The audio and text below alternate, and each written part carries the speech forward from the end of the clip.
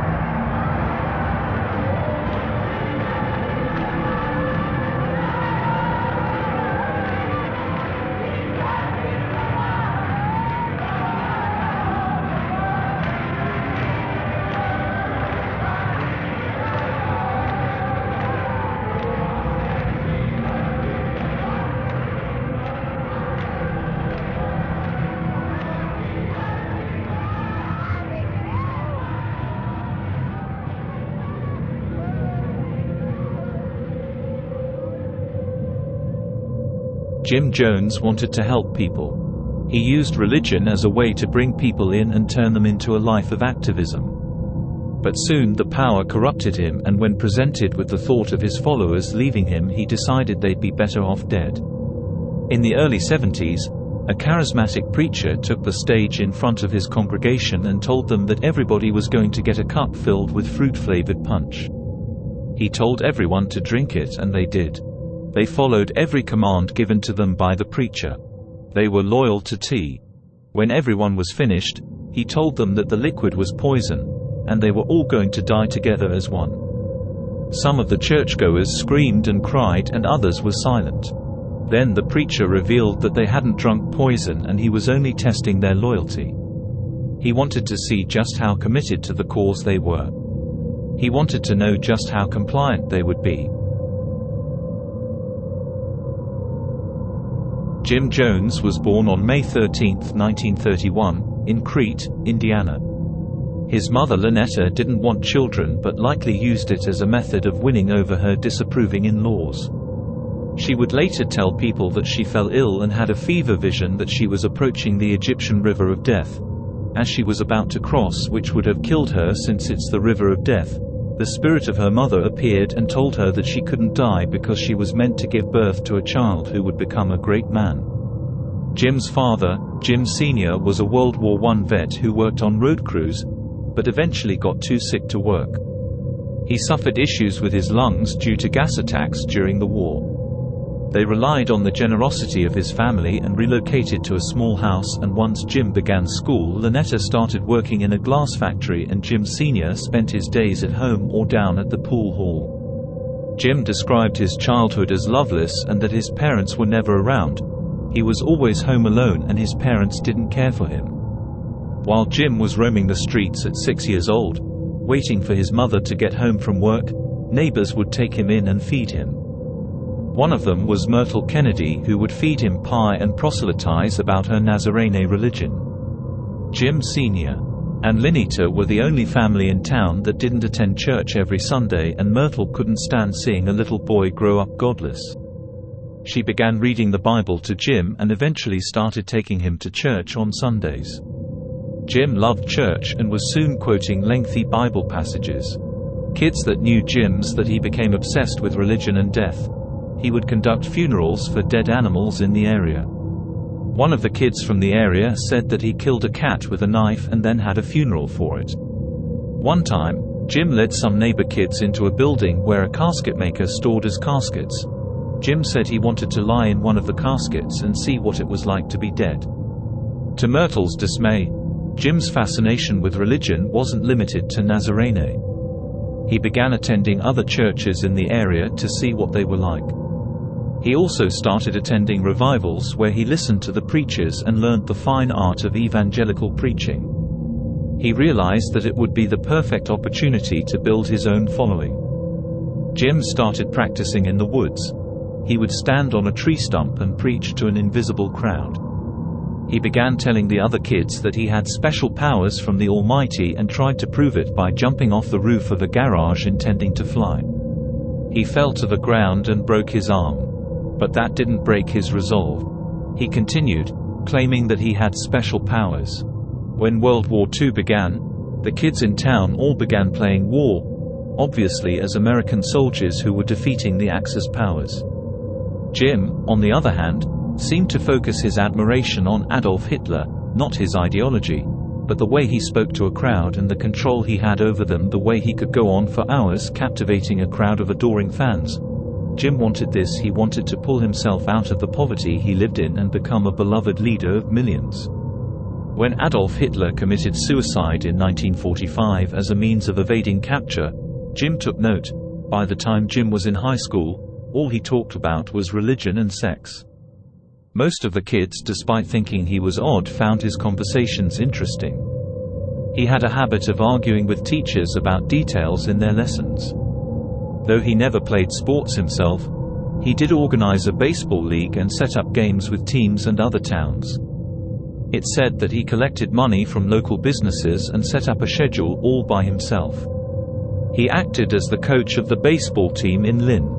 The summer before Jim went into his senior year of high school, his mother left his father and they moved to Richmond, about 16 miles or 25 kilometers south of Lynn.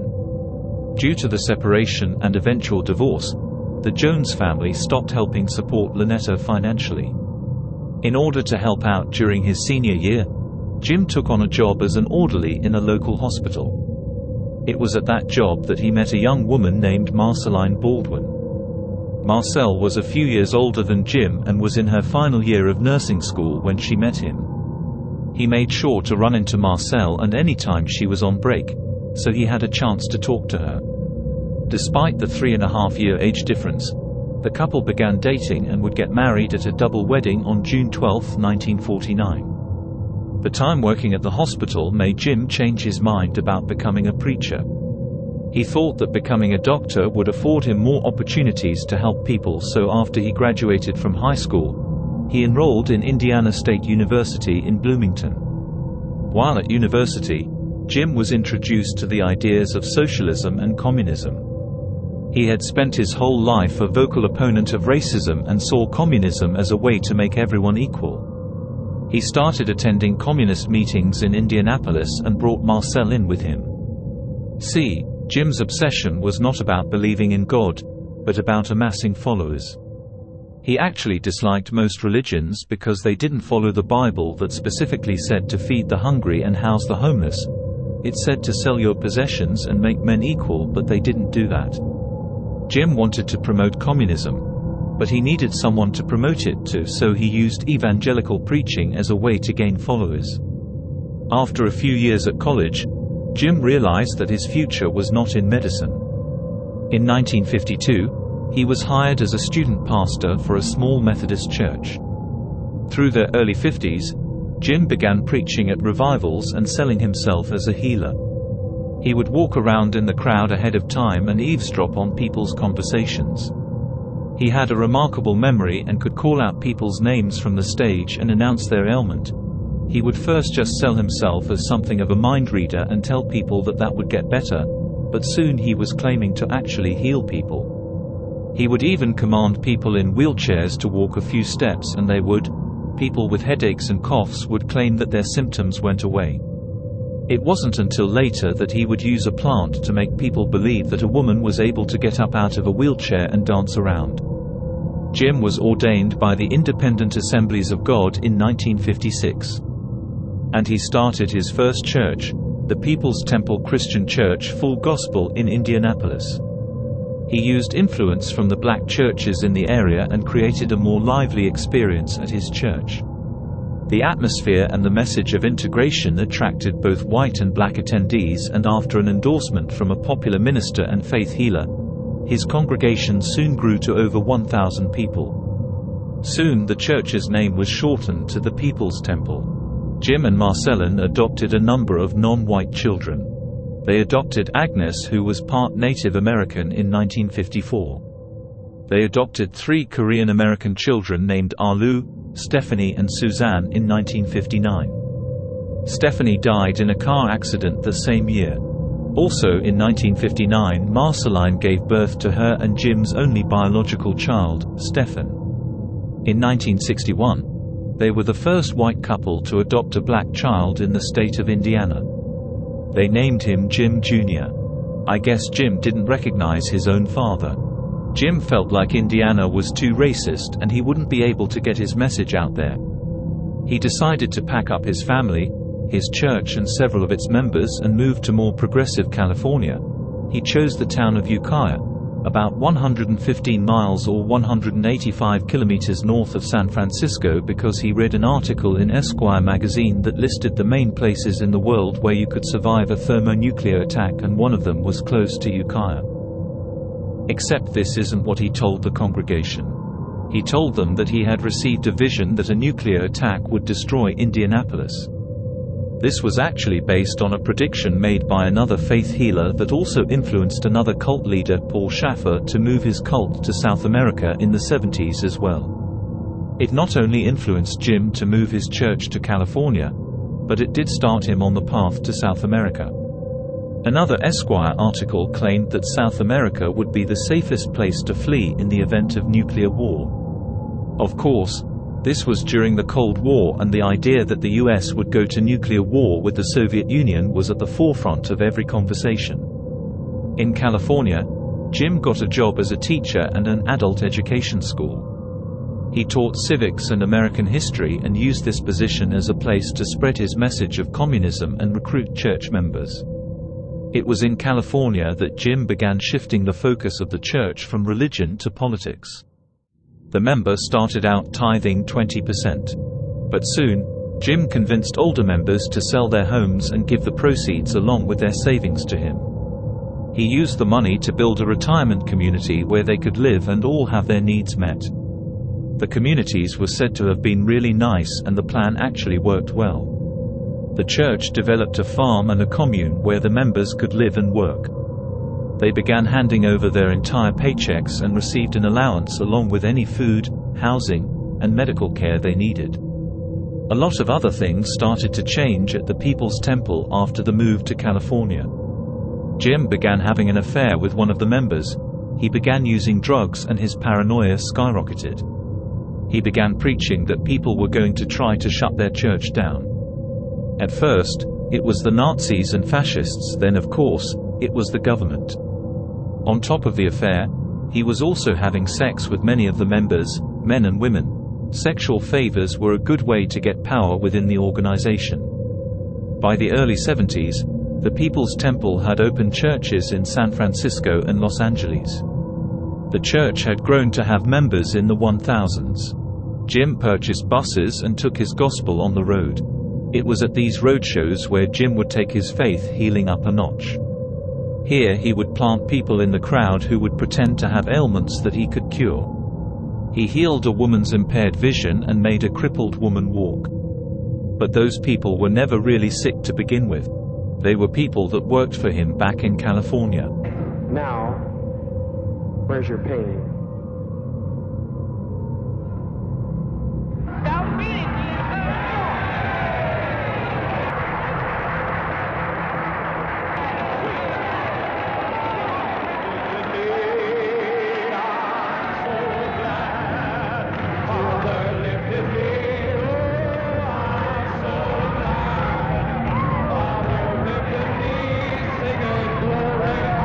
Inside the church, things were becoming exceedingly abusive. If members didn't do as they were told, they would be publicly shamed. Once when Jim heard that a member had questioned his actions, he poisoned the man's food. We became violently ill. Some members would get punished with physical beatings. Some of the members started questioning Jim. They found it hypocritical that he preached about equality, but all of the leaders within the church were white. Not only that, But new white members would rise in ranks quickly, whereas black members who had been there longer never gained any power. Jim also stepped up his rhetoric to keep members from leaving, claiming things like they would be reincarnated as the lowest form of life if they left the church. Some of the members decided it was time to leave the group. Not only did they want to leave, but they wanted people to know what was really going on. In 1973, defectors were interviewed for an article that detailed the abuse that went on inside the church, physical and sexual abuse as well as financial scams. Of course, the members claimed that the ex-members were all liars. They said that they were pedophiles and that they had embezzled money from the church. Even powerful politicians in California defended the church because they did do a lot of humanitarian work. Jim Jones did want to help people. He built senior centers and youth centers. The church was active in the civil rights movement. This kept people distracted by the good things the church was doing. Even so, Jim knew that a can of worms was being opened, and then it was only a matter of time before people were looking more closely at the inner workings of the group. He needed somewhere for the group to flee to and be free of outside influence. Jim had traveled around South America in the 60s, initially looking at locations in Brazil. He never found exactly what he was looking for there, but soon he traveled through the small country of Guyana. It's the only country in South America where English is the official language, so it was perfect for the church, and Jim liked their socialist government. By 1974, Jim leased a bunch of land in Guyana and claimed it would be the church's new promised land. He was officially named to the People's Temple Agricultural Project but was informally called Jonestown. It started as a jungle, but the land was cleared and they built dormitories, a medical clinic, a school, and a pavilion where they could hold events. They stocked non-perishable food like canned vegetables and evaporated milk. They had huge gardens where they grew the rest of their food. The first group of members arrived in Guyana in 1974. So they could continue building the commune while at the same time, Jim went back to the US to try to get his church in order. Over the next few years, more and more members were transferred to the commune in Guyana. One of the people who Jim sent to Guyana was 6-year-old John Stone. John's parents were listed as Timothy and Grace Stone on his birth certificate, but Jim had a sexual relationship with Grace and claimed that John was his son. Timothy and Grace had both signed affidavits naming Jim as the father of John when the boy was born. Grace soon started having doubts about Jim Jones and his church and began defying his claim that he was John's father. After numerous physical punishments for her behavior, she fled the group with Timothy and John remaining members. When Timothy fled in June of 1977, Jim kept John in Jonestown. This development would turn into a contentious custody battle. While Jim was back in the US in March of 1977, an article for New West magazine was scheduled to be published that described abuse claims from former members. As a courtesy, the editor called Jim the night before it was to be published and read him the article. Jim left the area and permanently relocated to Jonestown that night. The article wasn't even published when Jim fled. Jim used the custody battle with the Stones to convince his followers that the government was going to come in and take John. This wasn't going to be a couple of people showing up to calmly take custody of a child. It was going to be a military raid, where they would take children and arrest Jim. He started holding drills where everyone would meet in the pavilion and armed guards would surround them. Then he would tell the members that the commune was surrounded by agents who were trying to destroy them. They would pray, sing, and chant for hours or even days before the drill would be over. But Jim only told them that it was a drill afterwards. He kept them constantly on edge and in fear of their lives. Jim was able to do this because he was their only source of information. Jim told his followers that the United States government had ordered all African Americans and Indian Americans to be rounded up and put into camps. He told them that the country had fallen to a fascist racist regime and they were going to come to Guyana and stop them from spreading their message. The commune had a loudspeaker that played messages from Jim at all times. They were meant to keep the members scared. He talked about the jungle and how the snakes would kill you. Crocodiles would swallow you up and that you would sink into quicksand.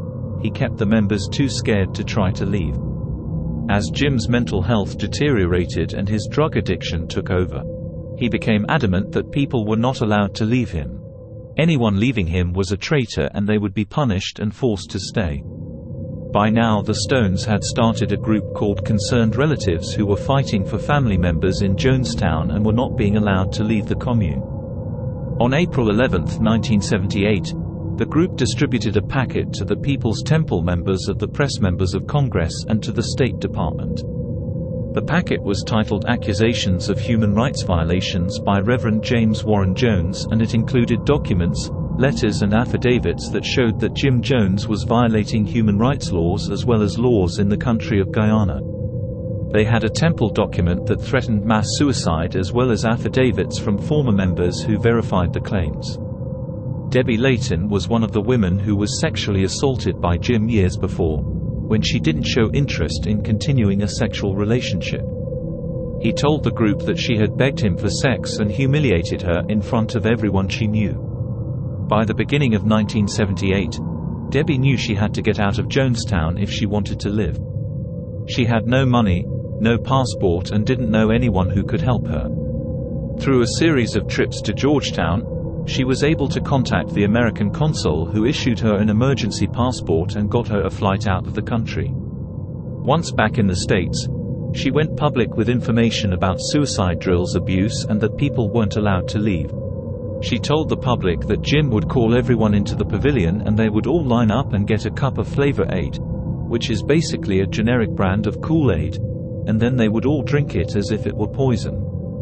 They were practicing for a time that Jim believed the US government was going to raid their commune. As far as he was concerned, they would be there any day. Despite the suicide drills being reported, nobody took it seriously. Nobody thought that a large group of people would really commit suicide. By 1978, though, the leadership of this cult was very serious about carrying out a mass suicide, except it wasn't going to be a mass suicide. It was going to be a mass murder suicide.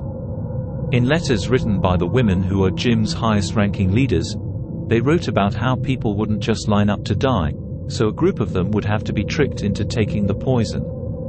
They knew ahead of time that some of their members wouldn't want to die, and they were planning out how they were going to kill them. Anyway, they obtained large quantities of cyanide and did the calculations on how much we need to be mixed into the Flavor Aid. They tested their mixture on pigs. This was already worked out before the events of November 18, 1978. By that November, family members grew so concerned about the situation in Jonestown that they talked to the Congressman Leo Ryan, who agreed to go to Guyana, visit the commune and see if anyone was unhappy. The commune heard this news and did everything they could to keep everyone acting happy and healthy. The congressman arrived with a news crew and they toured the community. At first, everything seemed great. People were singing and dancing. Congressman Ryan asked some of the members if they were happy, and they said yes. At some point, one of the members that wanted to leave passed a note to the news crew. The note said they needed help escaping Jonestown. Jim was asked about the note and he said that it was a lie, and Jonestown was a great place. When the congressman asked if anyone wanted to leave, 2 families agreed to leave with him and the news crew. Despite Jim claiming that anyone was free to go, the rest of the members became violent. One member attacked the congressman with a knife, yelling that he was going to kill him. Fortunately, other members restrained the attacker and Congressman Ryan was able to get to the airstrip with the news crew and the defecting families. Not long after they arrived, another vehicle pulled up into the airstrip and opened fire on the group. Congressman Ryan, 3 members of the news crew, and 1 defector were killed before they could leave the country. Jim made an announcement for his followers to meet in the pavilion.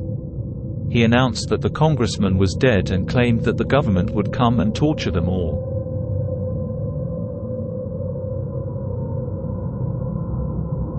Refused. I don't know who fired the shot. I don't know who killed the congressman. But as far as I'm concerned, I killed him. Respect, die with a degree of dignity. Lay down your life with dignity. Don't lay down with tears and agony. There's nothing to death. It's like Max said, it's just stepping over into another plane. Don't be this way. Stop this hysterics. This is not the way for people who are socialistic communists to die. No way for us to die. We must die with some dignity. He said they needed to leave and go to sleep. He claimed that he wanted to die and told his followers that without him, life wasn't worth living. Some of them didn't want to die, and they didn't want the children to die either. But it wasn't a choice. Armed guards surrounded the pavilion. His followers would either drink the poison willingly or have it forced down their throats. They started injecting cyanide into the children's mouths. The mixture was strong enough that most of them died almost immediately. When the children were dead, the adults began drinking the poison either voluntarily or they were forced. When everyone else was gone, Jim's nurse shot him in the head before shooting herself. A total of 909 people died in Jonestown. A third of them were under the age of 18. 5 people were shot and killed at the airstrip, and 4 died in house owned by the People's Temple in Georgetown. There were a few survivors who were escorted back to help identify the bodies, which were tagged and returned to the United States for proper burial. The world witnessed the devastating consequences of blind loyalty and manipulation. The lessons from this dark chapter of history continue to serve as a stark reminder of the importance of critical thinking, compassion, and vigilance against the dangers of unchecked powers.